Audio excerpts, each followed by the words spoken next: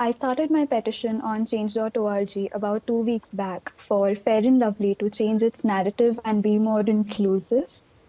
And the petition in less than 2 weeks was able to garner over 10,000 signatures. Well, help us understand why women in India would turn to skin lightening creams in the first place. I think in India, the culture of wanting to be fair is very deeply ingrained. It's there in the most subtle ways that you can imagine. It's propagated by the movies, the songs, the matrimonial ads. It's there everywhere. I think everybody just aspires to be fair. How popular are these products? How strong is the demand for skin whitening products? It's a really popular product. If I'm not wrong, fairness creams account for over 50% of India's skincare products. So it's a huge industry in India.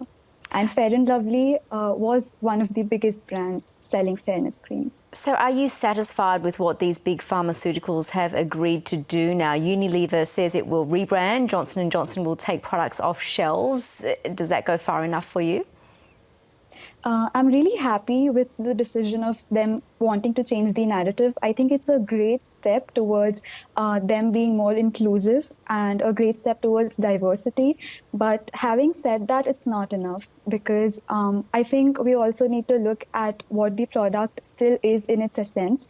And it's still going to be a fairness cream no matter what we call it. So it's obviously a really great step forward because it will help undo the damage that the narrative of these brands have been doing. But it's not a complete shift, but it's a step in the right direction. Well, clearly they're catering to the needs of their consumers. So how do these moves reflect the changing attitudes within India towards women and beauty? I think the attitudes are changing now and for good.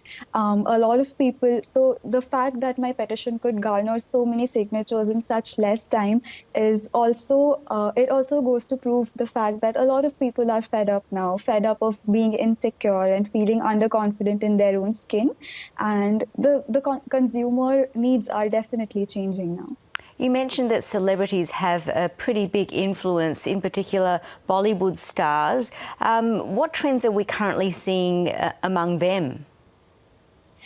So a lot of Bollywood celebrities have been endorsing fairness creams, but I guess now with the global movement going on against racism and people being more aware, I think even Bollywood celebrities are aware and they are coming up and standing against these products. So I think that was also a reason behind which Unilever had to make a decision like this and come forward and change its narrative.